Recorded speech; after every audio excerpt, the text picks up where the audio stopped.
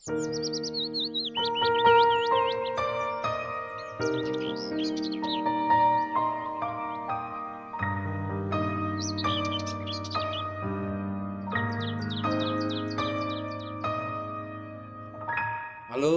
selamat pagi sahabat baptis dimanapun saat ini berada. Berjumpa kembali dengan saya Gideon Suwanta. Saat ini saya berada di halaman belakang VVIV, salah satu ruang rawat inap di Rumah Sakit Baptis Kediri. Nah, sahabat baptis dimanapun Anda saat ini berada, pada pagi hari ini kita tetap semangat, salam sehat, dan semoga Anda semua terjauh dari virus yang saat ini belum berakhir. Pada kesempatan ini saya akan menyampaikan sapaan pagi yang berjudul bagaimanakah kita menyikapi pencobaan. Menyikapi pencobaan, di mana firman Tuhan hari ini diambil dari surat Yakobus pasal 1 ayat 2 dan 3. Demikian bunyi firman Tuhan. Saudara-saudaraku, anggaplah sebagai suatu kebahagiaan apabila kamu jatuh dalam berbagai-bagai pencobaan, sebab kamu tahu bahwa ujian terhadap imanmu itu menghasilkan ketekunan. Nah, saat ini sedang gencar-gencarnya ada event sepak bola di tingkat Eropa. Saudara pasti mengenal ya, pada masanya, walaupun saat ini sudah tidak bermain lagi. Apakah saudara mengenal sosok yang bernama Paolo Maldini? Paolo Maldini adalah salah satu pemain bertahan yang sangat disegani pada masa itu, pada masanya. Dengan sigap menghadang para lawan yang ingin berupaya menyerang timnya. Tujuannya adalah supaya gawang yang dijaga oleh rekannya itu tidak terjadi gol. Nah, Paolo Maldini adalah sosok yang disegani. Bahkan para pemain lawan pun merasa hormat dan mengakui bahwa Maldini adalah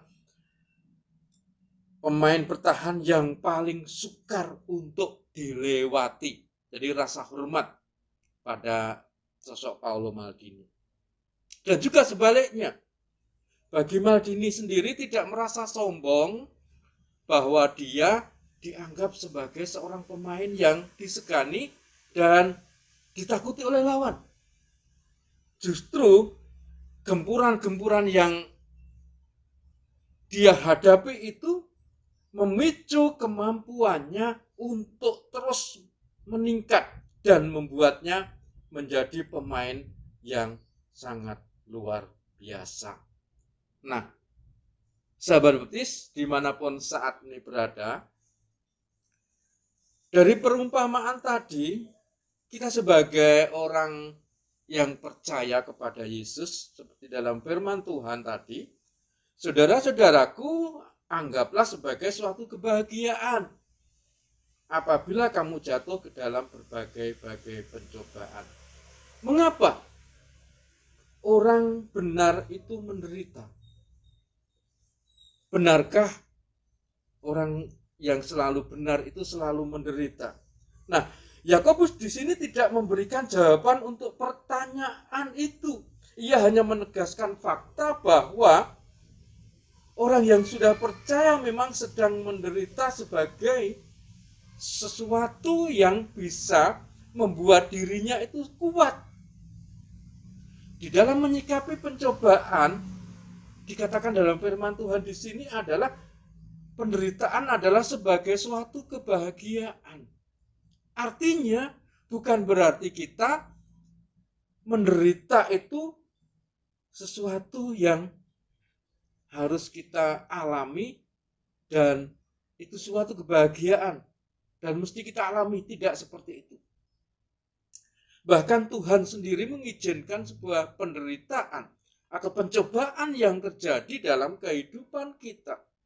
Di dalam kita menyikapi pencobaan itu, seharusnya kita merasa bersyukur oleh karena kita adalah anak-anak Tuhan, oleh karena kita adalah orang-orang yang sudah percaya kepada Yesus, di mana Yesus memberikan sesuatu, memberikan penghiburan bagi kita. Yesus mengangkat sebuah pencobaan dalam kehidupan kita. Ketika kita mengalami hal tersebut, pencobaan pasti akan berdampak pada banyak hal. Dari segi sosial, akan mengalami banyak perubahan. Di mana secara sosial ekonomi, sebuah pencobaan itu bermacam-macam. Bisa saja kita mendapat sebuah masalah dalam kehidupan kita. Hingga saat ini masalah itu belum pernah terselesaikan. Pencobaan bisa juga kita merasakan ada sesuatu yang ada di dalam tubuh kita, yaitu kita mengalami sakit, ataupun kita mengalami sesuatu yang ada dalam kehidupan kita. Secara psikologi kita mengalami penurunan mental, sehingga dalam kehidupan kita ada sesuatu yang tidak beres. Kalau kita tidak menyikapi tentang hal itu, membuat kehidupan kita semakin lama semakin terpuruk dan akan mengalami depresi. Sahabat baptis dimanapun saat ini berada, tadi saya katakan bahwa dalam kehidupan kita, pencobaan, mungkin kita sakit, akan berdampak pada dari segi sosial, ekonomi mengalami banyak perubahan. Yang tadinya kita sudah merencanakan segala sesuatunya untuk hal-hal yang sudah direncanakan, mungkin untuk anak kita, untuk saudara kita. Dan ketika kita mengalami sakit, apa yang terjadi? Ekonomi keuangan itu kita pakai untuk hal-hal yang tidak seharusnya, yang sudah direncanakan. Perubahan itu terjadi. Perubahan hubungan dengan orang lain, sosial hubungan dengan orang lain juga akan mengalami perubahan pula. Di mana ketika kita sakit, ketergantungan kepada orang lain akan sangat tinggi sekali. Di mana ketika kita sakit, kita akan minta bantuan kepada orang lain karena kita tidak mampu untuk melakukannya. Ketika kita masih dalam keadaan baik-baik saja, sehat. Contohnya, ketika mau mandi air hangat, kita menyiapkan sendiri karena badan kita sehat. Tetapi setelah kita sakit, apa yang terjadi? Kita minta tolong kepada keluarga terdekat kita, kepada anak kita, orang tua kita, siapapun yang ada di dekat kita, kita minta tolong kepadanya. Dan hal itu bisa saja terjadi dan dialami oleh setiap orang, termasuk kita semua, termasuk saudara dan juga termasuk saya. Nah, dalam kehidupan kita sebagai orang yang sudah percaya kepada Yesus, tentunya kita harus mawas diri. Dari segi spiritual pun juga akan mengalami perubahan hubungan kita dengan Tuhan. Nah, sahabat baptis, dalam Yakobus pasal 1 ayat 12 dikatakan demikian. Berbahagialah orang yang bertahan dalam pencobaan, sebab apabila ia sudah tahan uji, ia akan menerima mahkota kehidupan yang dijanjikan oleh Allah kepada barang siapa yang mengasihi dia. Artinya, kita harus menyerahkan sepenuhnya hanya kepada Tuhan ketika kita mengalami pencobaan. Sebab apabila ia sudah tahan uji, kita tahan uji di sini artinya adalah kita mampu untuk menyikapi berbagai pencobaan yang melanda dalam kehidupan kita. Kita menyerahkan hanya kepada Tuhan. Memang kita dalam keadaan sakit perlu pertolongan dari dokter. Kita harus berobat ke rumah sakit, ke puskesmas dan lain sebagainya. Tetapi jangan lupa kita harus senantiasa menyerahkan kehidupan kita hanya kepada Tuhan, karena Tuhan adalah yang menentukan segala-galanya. Melalui penderitaan dalam kehidupannya, dia rela mati disalib, menderita hanya mengasihi kita. Bagaimanakah dengan kehidupan kita? Apakah kita sudah mengasihi Dia, mengasihi Tuhan? Tentunya dalam kehidupan kita harus merenungkan diri. Kalau kita mengalami berbagai pencobaan dalam kehidupan kita, janganlah kita gelisah. Kegelisahan akan menimbulkan kecemasan. Kecemasan yang berlebihan akan mengakibatkan kita depresi. Ada penurunan mental dalam kehidupan kita. Dan itu akan berpengaruh dengan banyak hal dalam kehidupan kita. Dan oleh karena itu, kita harus menomorsatukan Tuhan dalam kehidupan kita. Kita menyembah Tuhan Yesus Kristus sebagai Tuhan dan Juru Selamat kita. Kita harus mampu untuk memberikan yang terbaik bagi Dia. Nomor satukan Tuhan dalam hidup ini. Saya percaya bahwa dalam kehidupan Anda semua sahabat baptis, kalau kita menomorsatukan Tuhan, semuanya akan berjalan seperti apa yang kita inginkan. Mari kita akan berdoa sebelum kita akan menutup.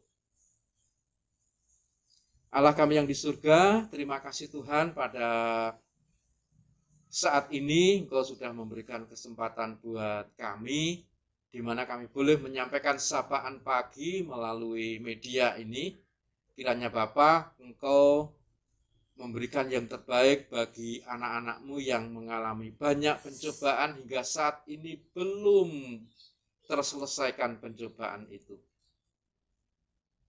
Engkau mengirim orang-orang untuk mampu menyelesaikannya sehingga dalam kehidupannya selalu dalam lindungan Tuhan.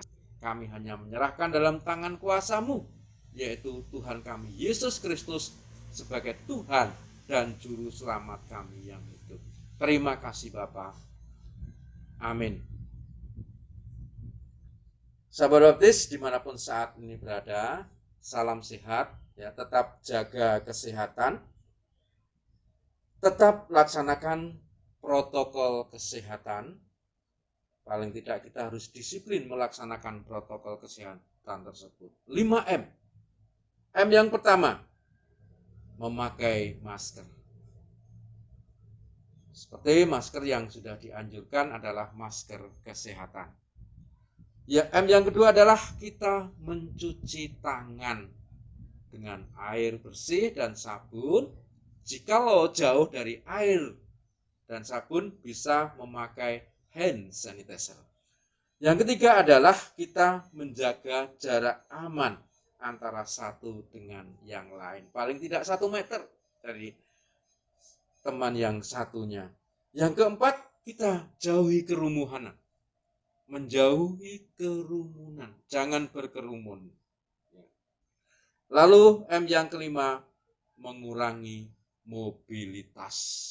Artinya kita keluar rumah jikalau tidak ada kepentingan yang sangat mendesak, tetaplah di rumah saja.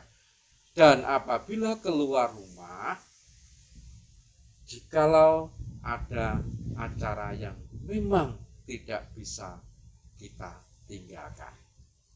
Salam sehat, Tuhan memberkati Anda semua.